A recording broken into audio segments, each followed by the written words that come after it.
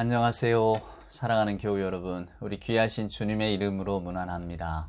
지난 한 주간 주의 은혜 가운데 다들 평안하셨습니까? 요즘 날씨는 정말 여름이 온 것처럼 무덥습니다. 이 무더위 중에도 저와 여러분은 늘 하나님의 은혜 가운데 살고 있다는 사실, 이 사실만 기억하며 사시면 됩니다. 그러면 모든 좋은 것을 하늘에서부터 허락하시는 우리 하나님의 그 놀라운 사랑을 저와 여러분이 느끼고 살고 있다는 증거이니까요. 오늘 또 그 은혜 가운데 저희가 한자리에 모였습니다. 함께 예배하며 주의 이름을 부를 때에 우리 주님이 주시는 그 말할 수 없는 은총의 깊이가 저와 여러분을 가득 채우기를 소망합니다. 그 은혜 중에 충만함을 기원하면서 우리 다 함께 찬양하라 내 영혼아 찬송가 621장 경배 찬송 부르면서 하나님 앞에 나아갑니다. 찬양하라 내 영혼아 찬양하라 내 영혼아 온 마음과 정성 다하여 주 찬양하라 경배하라 내 영혼아 경배하라 내 영혼아 온 마음과 정성 다하여 주 경배하라.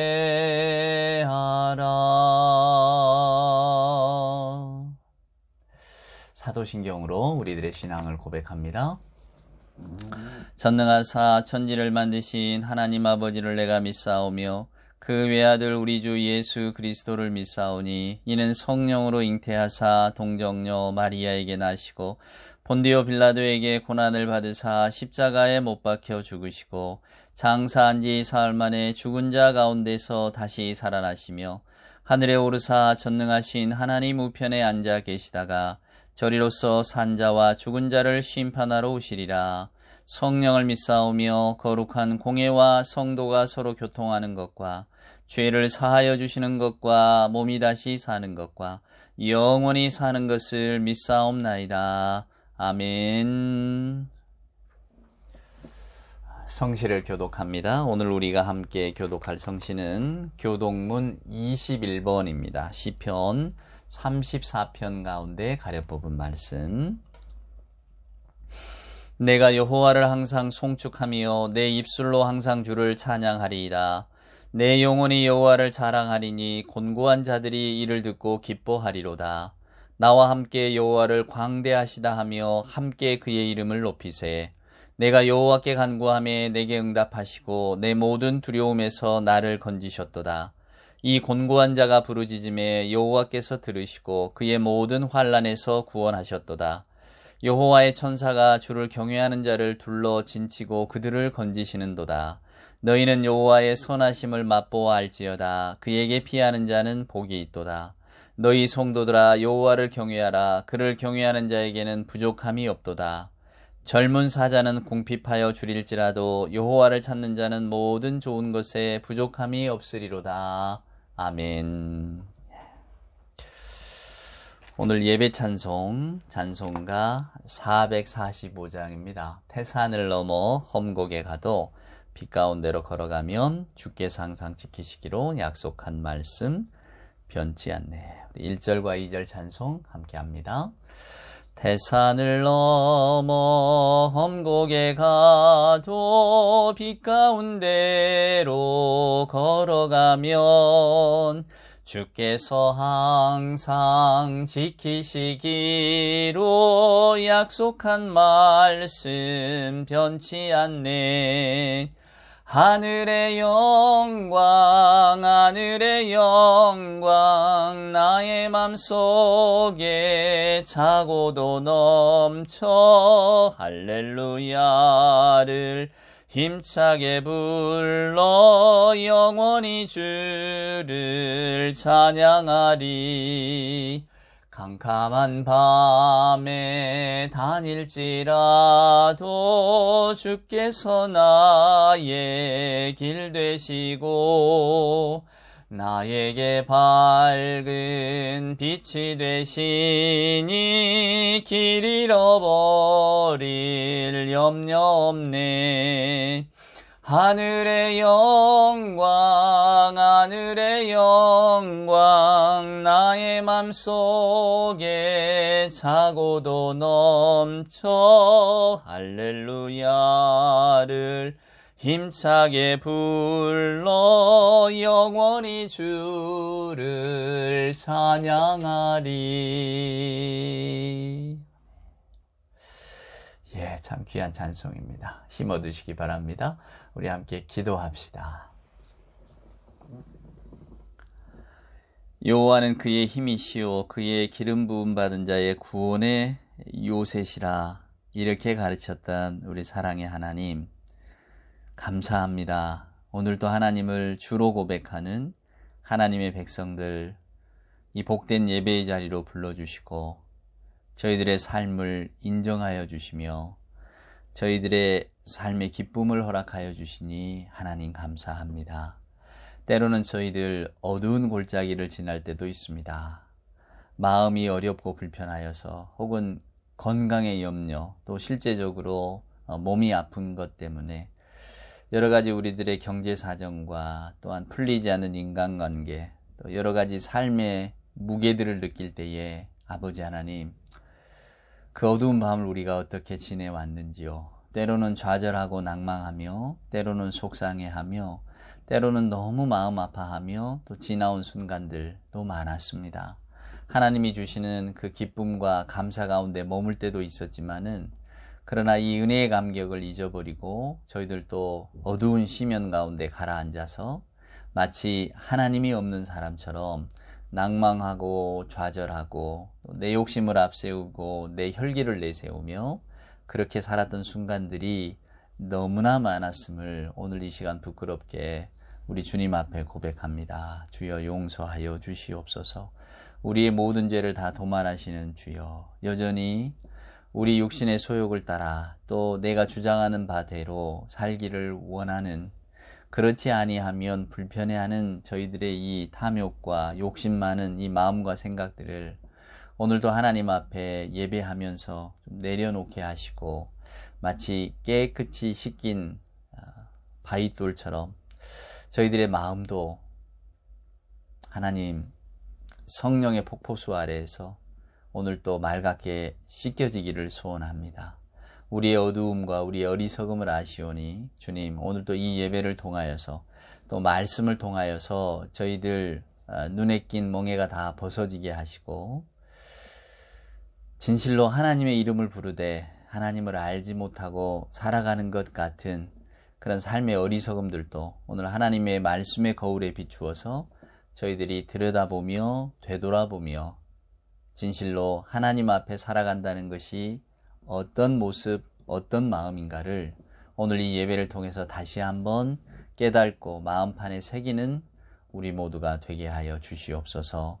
마음이 속상한 자 하나님 위로하여 주시고 육신이 연약한 자 주께서 붙들어 주시며 여러 가지 일들로 인하여서 곤고한 자가 있거든 주께서 용기와 힘을 주셔서 젊은 사자는 궁핍하여 줄일지라도 여호와 안에 있는 자는 영원히 굶주림이 없다는 오늘 말씀처럼 저희들 주님 안에서 진정한 평화와 안식과 그리고 우리들의 인생이 채워지는 기쁨을 누릴 수 있도록 주여 이 시간 더불어 함께하여 주시옵소서. 고개 숙인 한 영혼 저들의 기도 제목을 기억하시고 또한 삶의 현장과 순간순간들을 주의 성령께서 함께하셔서 온전히 주와 동행하여 기쁨을 얻는 우리 모두가 되게 하여 주옵소서. 이제 말씀을 사모합니다.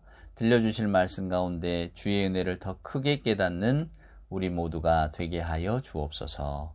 예수님의 귀하신 이름으로 간절히 기도드리옵나이다. 아멘. 오늘 우리가 함께 묵상할 말씀은 너무나도 유명한 말씀. 저나 여러분 어렸을 적부터 신앙생활 한 분이라면 정말로 귀에 딱지가 내려앉도록 들었던 말씀. 지금도 우리가 너무나 사모하고 사랑하는 말씀. 아무리 들어도 질리지 않는 말씀. 그 말씀을 보겠습니다. 바로 시편 23편입니다. 아마 여러분 다 암송도 하시고 또 한때는 이게 전라도, 경상도, 충청도, 뭐 서울말씨, 강원도, 또 하여간 제주도, 또 이북말투, 하여간 이 팔도 사투리로 이 시편 23편을 이렇게 기록하는 것을 보면서 유머 게시판에 많이 돌아다니기도 하고 저도 그걸 보면서 참 많이 웃기도 했습니다. 너무 좋은 시고 또 저와 여러분에게 얼마나 위안이 되는 시인지 모르겠습니다. 자, 23편 다윗의 시로 알려진 이 복된 말씀을 우리 함께 읽어보도록 하겠습니다. 같이 읽으시죠. 1절부터. 여호와는 나의 목자시니 내게 부족함이 없으리로다. 그가 나를 푸른 풀밭에 누이시며 쉴 만한 물가로 인도하시는도다.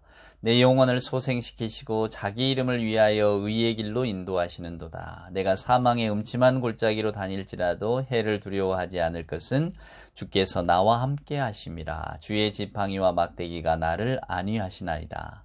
주께서 내 원수의 목전에서 내게 상을 차려주시고 기름을 내 머리에 부으셨으니 내 잔이 넘치나이다.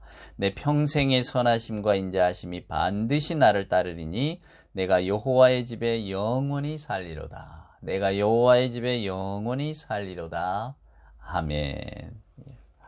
그 독일의 유명한 임마누엘 칸트라고 하는 철학자가 있습니다. 철학의 물줄기는 이 사람으로 흘러가서 이 사람으로부터 나온다고 할 정도로 유명한 분인데요. 저희들 학교 다닐 때 뭐 순수 이성 비판이니 실천 이성 비판이니 이런 책 제목을 너무나 많이 들어왔고 또 하여간 이분에 대한 일화들도 많고 이야기를 철학을 전공하지 않아도 이 임마누엘 칸트라는 그 이름은 너무나 잘 아는 또 뭐 오후 3시만 되면 늘 시계가 없어도 규칙적으로 이렇게 마을을 산책했다고 하는 독일의 그 조그마한 마을을 평생도록 떠나지 않았던 이 조용한 성품의 철학자가 전 세계적으로 가장 첫 손꼽히는 철학자가 되었는데 이분이 말년에 이런 글을 쓴 적이 있습니다. 자기가 무수히 많은 책들을 읽어오고 또 많은 유명한 사람들의 이야기도 들어왔지만 나는 나에게 가장 크게 위로하고 나를 고요하게 하고 기쁘게 했던 말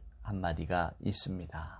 그게 바로 시편 23편에 주께서 나와 함께 계신다. 우리 4절에 나와 있죠. 주께서 나와 함께 하신다.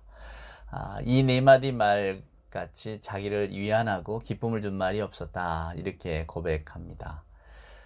짐작하시겠지만 이 임마누엘이라고 하는 이름 속에 벌써 내가 너와 함께 하겠다. 임마누엘, 우리 예수님의 별칭 임마누엘 하나님, 그 이름이 들어가 있잖아요. 그래서 아마 그는 이 시편 23편에서 더 큰 은혜를 받고 또 이보다 더 따뜻하고 아름다운 말을 나는 알지 못하노라 이렇게 고백했다는데 여러분도 그러지 않으십니까? 주께서 나와 함께 하심이라. 주님이 나와 함께 계신다. 이 네 마디 말보다 더 따뜻한 말이 어디 있겠습니까? 위로가 되는 말이 어디 있겠고.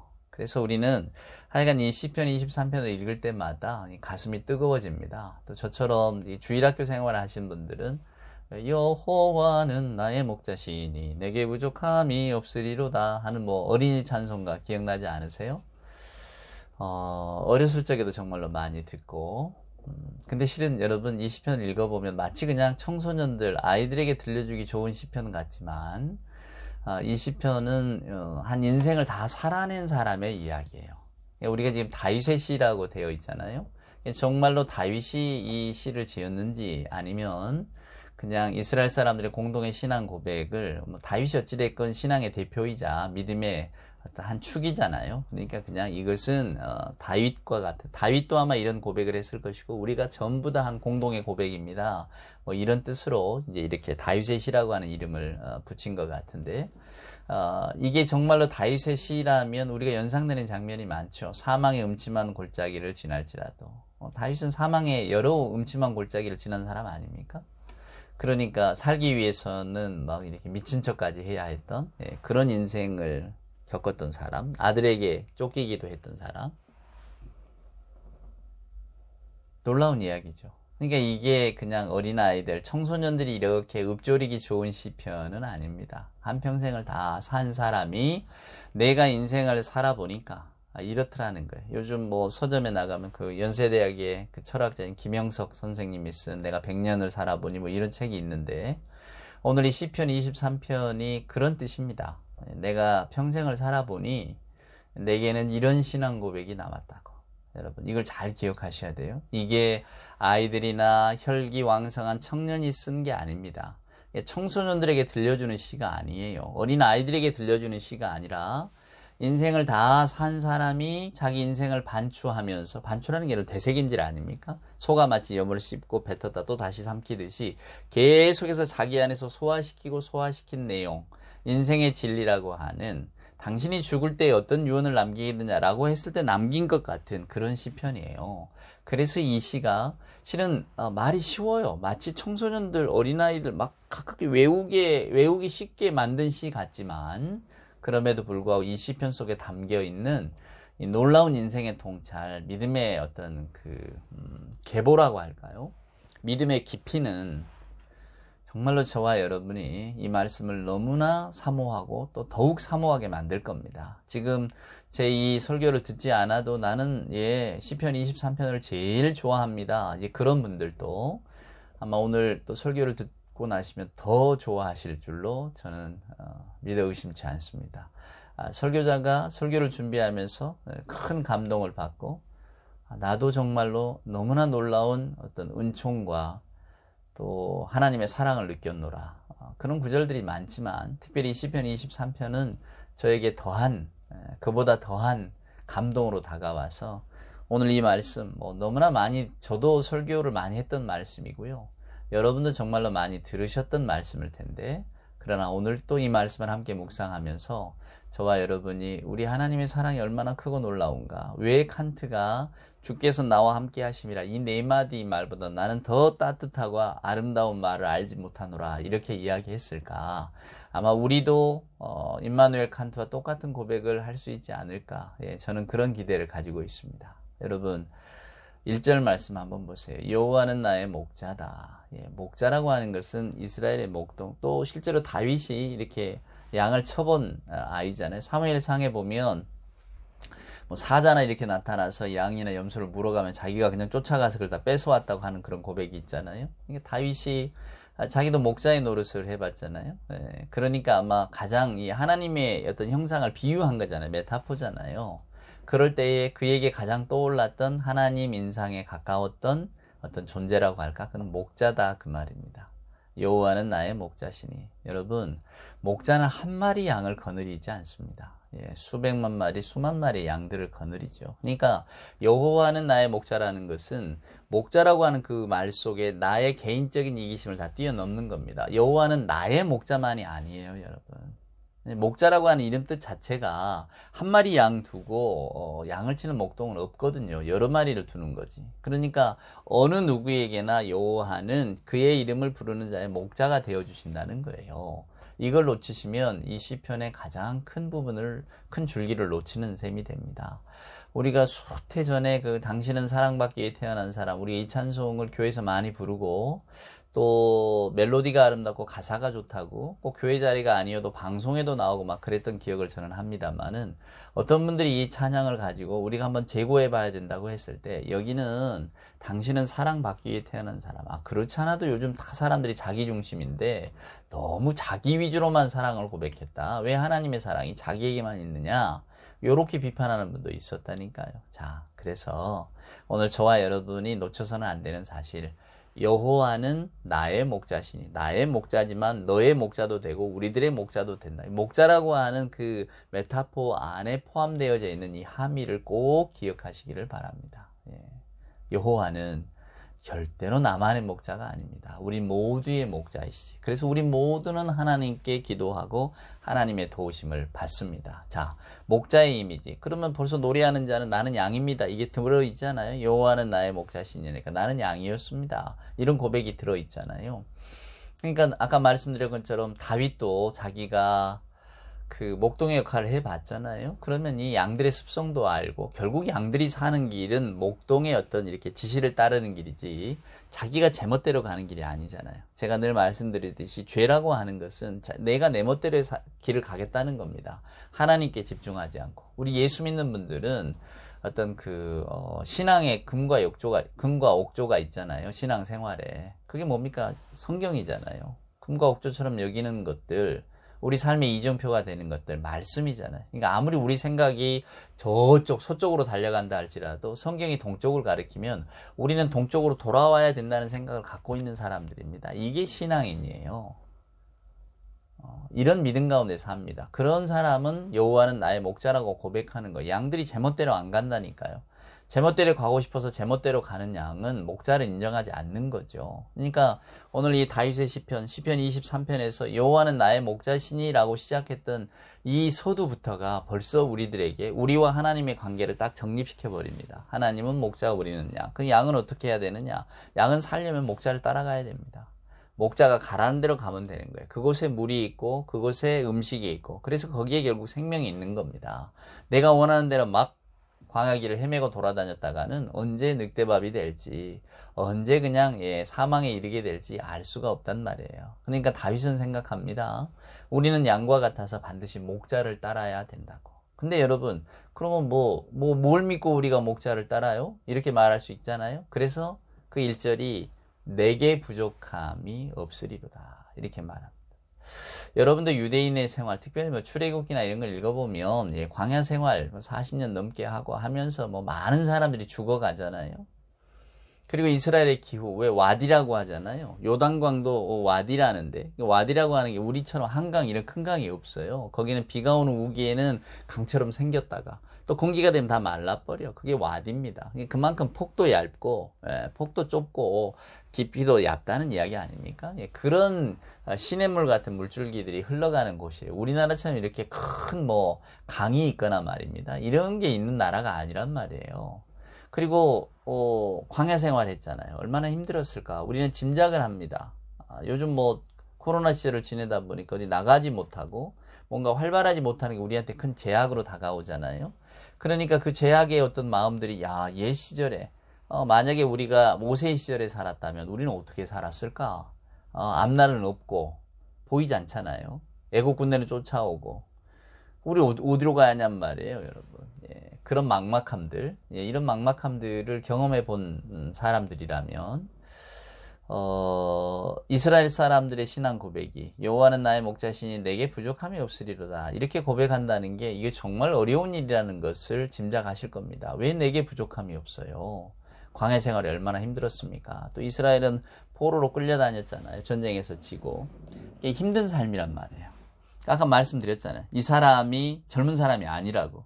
이미 인생의 길을 다 걸어온 사람이라고. 살아온 사람이라고. 근데 오늘 그의 입술에서 이런 고백이 나오는 겁니다. 내게 부족함이 없으리로다. 모세가 이런 이야기 합니다. 신명기에서. 이제 마지막 신명기가 그의 유언 같은 장이잖아요. 이제 백성들을 모아놓고 그런 이야기 합니다. 우리가 광야 40년 세월 동안에 우리가 참 험한 일을 많이 겪었지만은 그러나 우리가 부족한 게 뭐가 있었고 모자란 게 뭐가 있었냐. 우리는 풍성하게 채워주시는 하나님의 은혜로 살아왔다. 이렇게 말해요. 여러분 광야 생활이 얼마나 편안했겠어요? 우리가 출애굽기 서두를 읽어보면 출애굽한 애굽 백성들이 광야에서 물도 없고 막 이렇게 불편한 생활이 오면 항상 불만을 토했잖아요. 그게 뭡니까? 애굽의 고기가마 옆에서 나는 먹던 때가 좋았다. 이렇게 이야기하는 거예요. 노예였지만 지금보다는 훨씬 삶의 조건이 좋았다는 고백 아니겠어요? 그러니까 이스라엘 사람들의 삶이라고 하는 것 자체가 평탄하지 않았단 말입니다. 어려움이 많았죠. 근데 왜 오늘 다윗은 내게 부족함이 없다고 이야기했을까? 왕이니까 그렇겠죠. 일개 평민이란 부족함이 많았죠. 여러분 이렇게 접근하는 분은 없으시겠죠? 다윗의 시대의 왕이라고 해서 부귀영화를 누리는 것도 아닙니다. 각각 자기 부족이나 이렇게 속해서 활동을 하다가 전쟁이 나면 결국 전쟁의 책임을 묻는 어떤 우두머리 지도자격이잖아요. 그러니까 다윗은 성전이라는 게 없었죠. 헤브론 자기 집에서 헤브론 땅에서 시작을 하잖아요. 다윗 솔로몬이 자기 성전을 짓잖아요. 성전을 짓고 자기 성전 짓는 게 죄송하고 민망해서 이제 예루살렘 성전을 짓는 장면을 우리는 기억합니다. 솔로몬이 성전을 지었다는 것은 그리고 왕궁을 지었다는 것은 그 전에 다윗은 왕궁조차도 없었다는 이야기입니다. 그렇습니다. 그렇게 전쟁 중에 또 언제 죽을 줄 모르는 위협 가운데 그렇게 살았어요. 그리고 계속해서 어떤 인생의 굴곡을 겪고 오지 않았겠습니까? 근데 그가 말합니다. 여호와는 나의 목자시니 내게 부족함이 없었다고. 여러분 여기에 놀라운 신앙의 통찰이 숨어 있습니다. 내게 부족함이 없었다. 2절 보세요. 그가 나를 푸른 풀밭에 누이시고 쉴만한 물가로 인도하시는도다. 이게 넌센스입니다. 이스라엘에는 여러분 푸른 풀밭 쉴만한 물가가 없어요. 없단 말입니다. 전역으로 놓고 보면 아니 뭐 갈릴리도 호수지만 바다 같아서 갈릴리 바다라고 부른대잖아. 그렇게 넓은 어떤 호수 그 강물이 있는데 뭘 그러십니까? 이렇게 반문하실지 모르겠어요. 그러나 대체적으로 이스라엘의 숲 또 그 이스라엘 사는 사람들이 사는 곳에 숲, 푸른 풀밭, 쉴만한 물가 없었단 말이에요. 근데 왜 이 사람은 이렇게 고백하는가를 여러분이 생각해 보셔야 됩니다. 말씀드린 팁은 이미 인생의 어떤 그 황혼기를 보내는 사람이에요. 다 지나와 버린 사람입니다. 그러면서 이제 자기 삶을 돌아보는 겁니다. 이 고백을 놓치시면 안 돼요. 내 영혼을 소생시키시고 자기 이름을 위하여 의의 길로 인도하셨다. 내 영혼을 다시 살려내셨다 그 말이에요. 자, 그러면 그분은 나의 목자셨기 때문에 여러분 내가 부족함이 없었고요. 늘 푸른 초장 쉴만한 물가로 인도해 주셨어요. 그리고 내 영혼을 항상 소생시켜 주셨어요. 그리고 자기 이름을 위하여 저의 삶을 의의 길로 인도해 주셨어요. 이분이 바로 하나님이십니다. 이분이 나의 주님입니다. 그 주님이 나와 함께 계십니다. 분명하게 선포하고 있다 그 말입니다. 자, 어떻게 이게 가능할까? 여러분, 이게 바로 이스라엘 사람들의 신앙생활의 어떤 고갱이 같은 겁니다. 자, 여러분 보세요. 우리는 텐스라고 하죠. 시제. 과거, 현재, 미래. 이렇게 구분하면서 합니다. 그죠? 과거는 과거, 현재는 현재, 미래는 미래. 이렇게 구분하며 살아요. 그래서 우리 안에 있어서 시간의 개념이라고 하는 것은 우리가 직선적 역사관이라고 그러잖아요. 출발했으면 끝이 있는 겁니다. 이렇게 출발해서 끝까지 달려가는 거예요. 우리 인생도 영세에서 태어나서부터 이제 죽을 때까지 쭉 달려가는 겁니다. 그게 우리 인생이에요.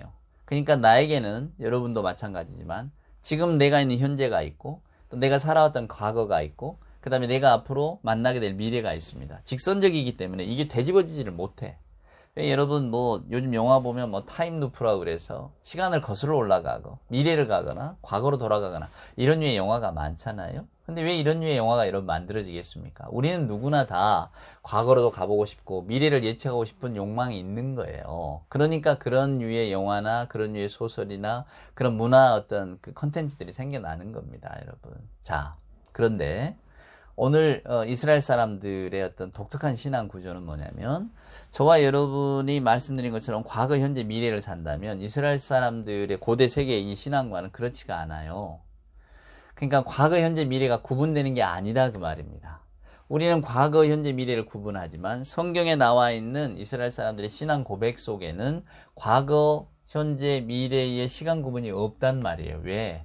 시간의 창조주 안에 살고 있잖아요. 시간의 창조주. 하나님은 시간보다 크신 분입니다.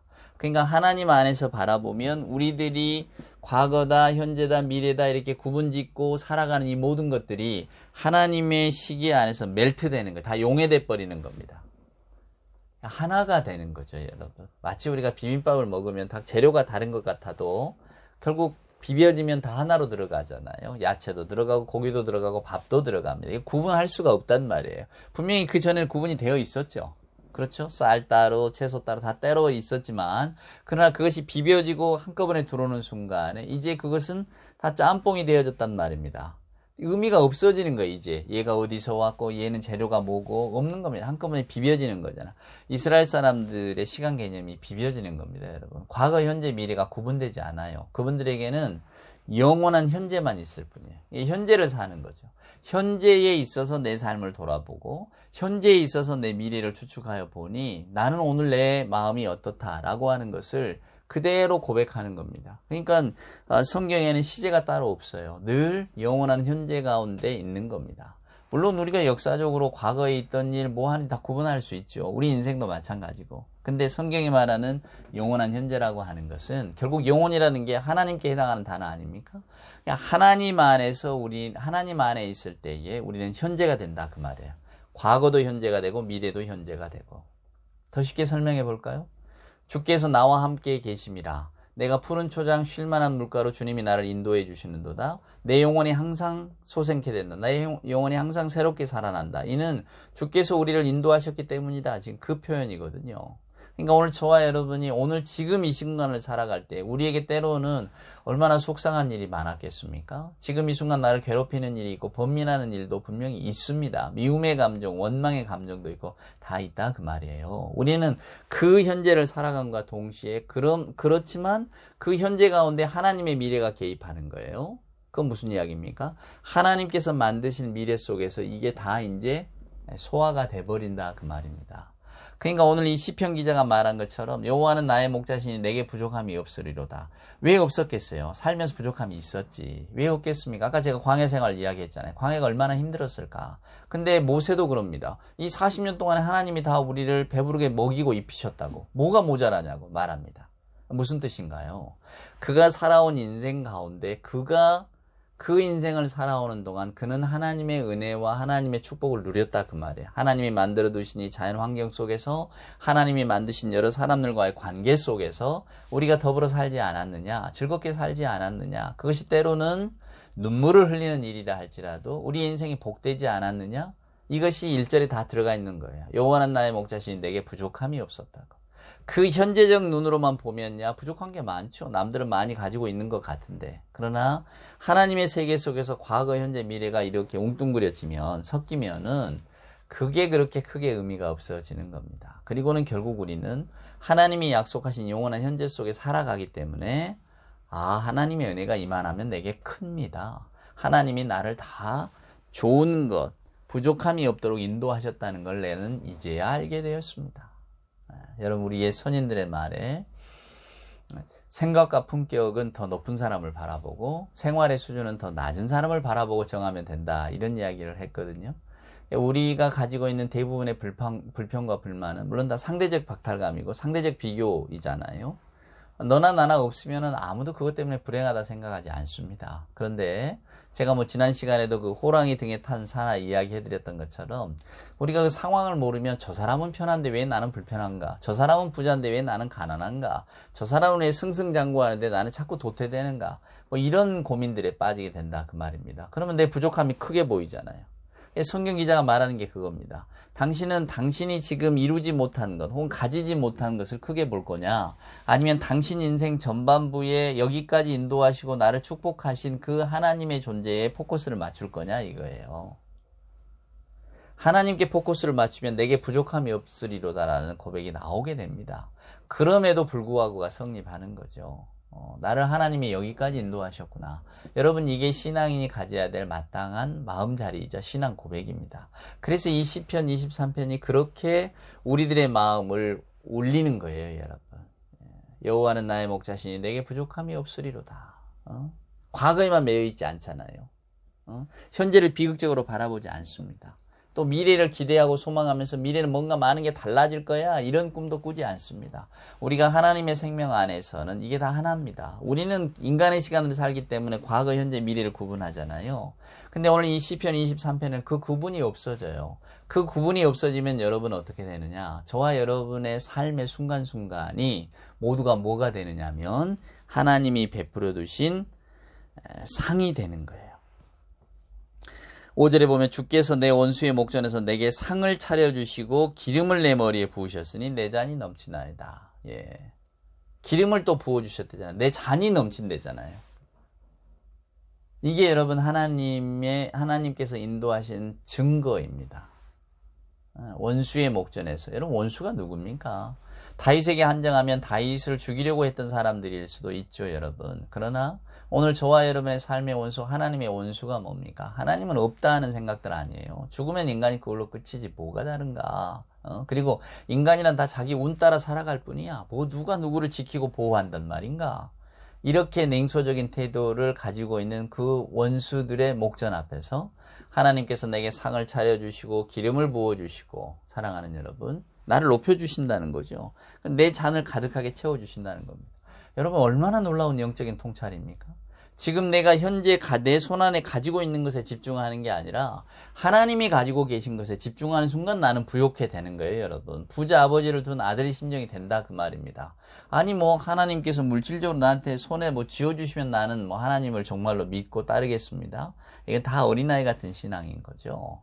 오늘 이 시편 기자는 더 깊은 신앙의 세계를 이야기하고 있는 겁니다. 여러분 인생에 여러분의 삶을 돌아보면 여러분 어떻습니까? 그만하면 복되지 않으셨어요?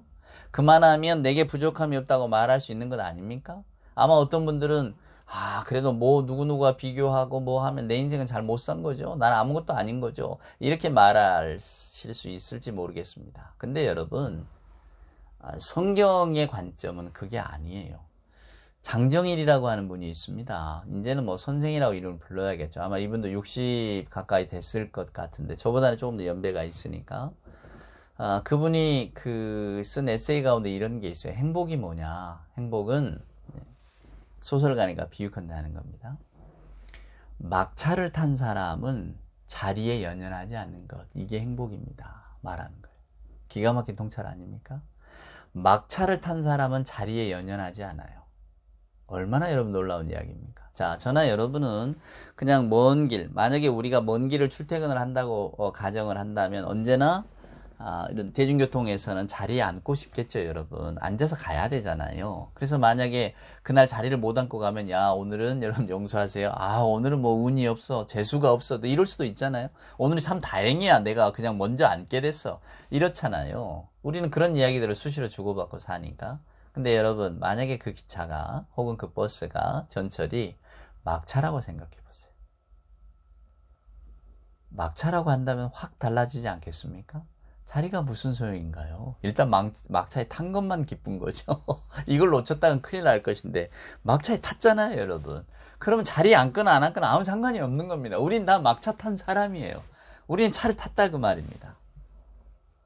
이 시편 23편이 보여주는 신앙인의 영적인 어떤 통찰이 바로 이겁니다. 우리는 하나님 안에서 하나님이 베풀어 두신 상을 받은 사람이고 기름 부음을 받은 사람이고 잔을 받은 사람이기 때문에 우리는 부족함이 없는 사람이에요.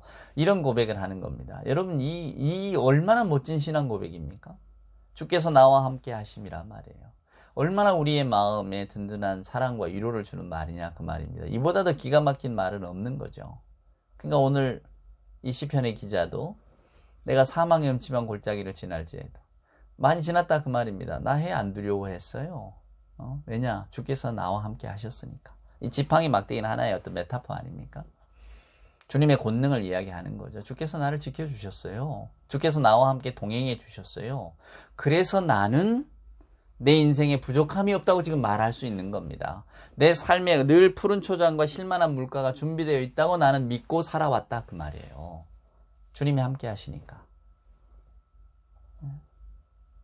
저와 여러분이 이 통찰을 놓치기 때문에 우리가 신앙생활을 하면서도 별로 행복하지도 못하고 감사가 넘치지도 못합니다. 여러분 기억하십시오. 우리는 무수히 많은 차를 탈 수 있는 그 기회의 순간에 서 있는 사람들이 아니에요. 인간의 존재라고 하는 것이 다 막차 탄 사람입니다. 한 번밖에 기회가 없어요. 인생이 그런 거잖아요. 도돌이표가 없잖아요. 인생이라고 하는 것은.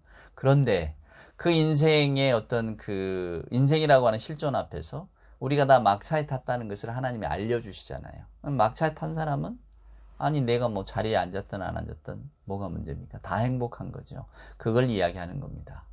여러분 주변을 둘러싸고 있는 어떤 외향적인 조건들이 여러분의 생각과 사고와 마음과 여러분이 느끼는 그 감정들을 사로잡도록 내버려 두지 마세요. 언제나 우리는 주님 안에서 새로운 시간, 새로운 기분, 새로운 느낌, 새로운 삶 가운데 사는 겁니다. 주께서 내 길을 인도하셨다. 이 얼마나 놀라운 통찰이에요. 주께서 오늘 나의 길을 인도하고 계신다. 사랑하는 여러분, 얼마나 놀라운 이야기입니까? 대단한 이야기입니다.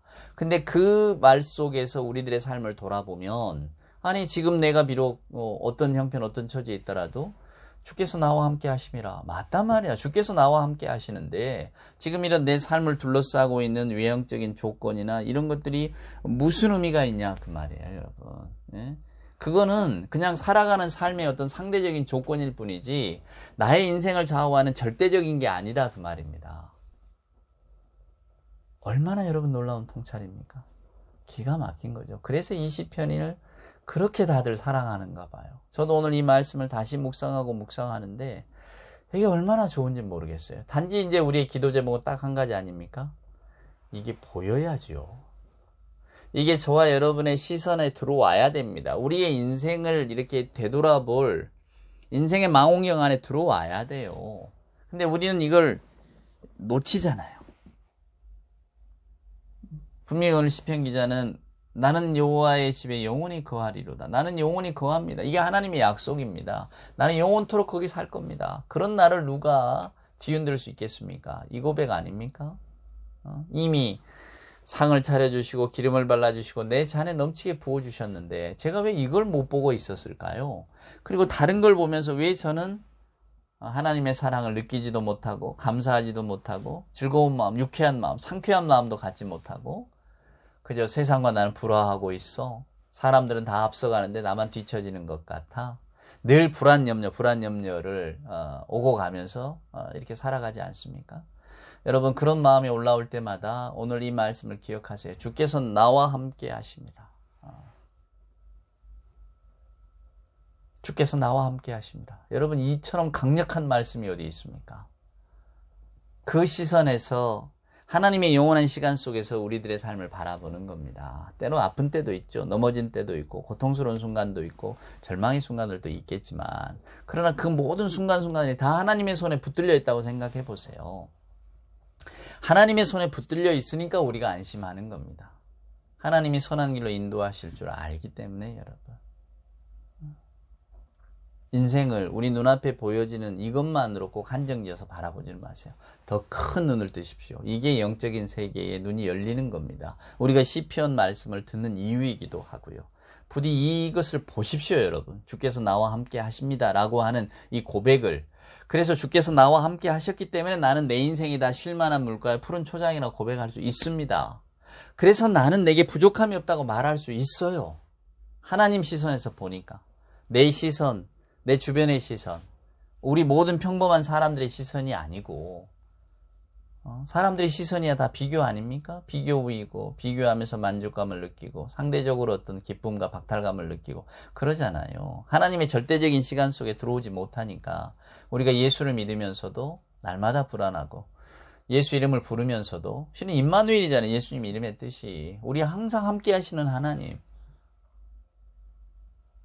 저는 간절히 바라겠습니다. 저나 여러분이나 늘 주께서 나와 함께 하십니다. 임마누엘 칸트까지 안 올라가도 우리 모두가 다 이런 신앙 고백을 항상 하면서 주의 은혜를 만끽하며 살아가는 우리가 되기를 소원합니다. 사랑하는 여러분, 여러분의 인생이 지금 푸른 초장과 쉴만한 물가로 보이십니까? 만약에 보이지 않는다면, 자갈밭이에요, 시냇물이 말랐어요 한다면 다시 한번 이 시편을 들여다보시고 하나님의 영원한 현재 속으로 들어가십시오. 과거, 현재, 미래가 존재하는 우리들의 시간이 아니라 영원하신 하나님의 세계 속에서 하나님이 지금 통치하고 계시는 이 영원한 현재를 보십시오. 100년 전이나 지금이나 100년 후에도 하나님의 영원하신 현재 속에 우리는 들어있을 겁니다. 이것이 말씀이 가르쳐주는 진리입니다. 부디 이 진리 안에서 자유하시고 저도 여러분도 주께서 나와 함께 하심이라. 우리의 마음에 어둠이 찾아들거나 우리가 어떤 신앙보다는 다른 것에 눈을 돌릴 때에, 그래서 때로는 불안하고 염려할 때에 주께서 나와 함께 하십니다. 오늘 이 말씀을 기억하면서 우리 인생의 모든 것을 푸른 초장과 쉴만한 것, 내게 부족함이 없었다고 당당하게 고백할 수 있는 여러분 모두가 되시기를 우리 주님의 좋으신 이름으로 축원을 드립니다. 기도합시다. 이제는 우리 구주 예수 그리스도 크신 은혜와 하나님 아버지의 만극하신 사랑하심과 자비하신 성령님의 함께하심이 주께서 나와 함께하심이라. 주님 나와 함께 계신다. 이 믿음의 고백을 일마다 때마다 고백하기를 소원하는, 그 고백 안에서 영원하신 하나님의 현재를 바라보기를 소원하는, 내 인생에 부족함이 없다고 고백할 수 있기를 기도하는 우리 예배하는 모든 교우들 머리 위에와 저들의 생활과 저들의 기도의 제목들과 주님 사랑하시는 이 복된 교회 위에 이제로부터 영원 무궁토록 함께하여 주옵기를 간절히 축원하옵나이다. 아멘.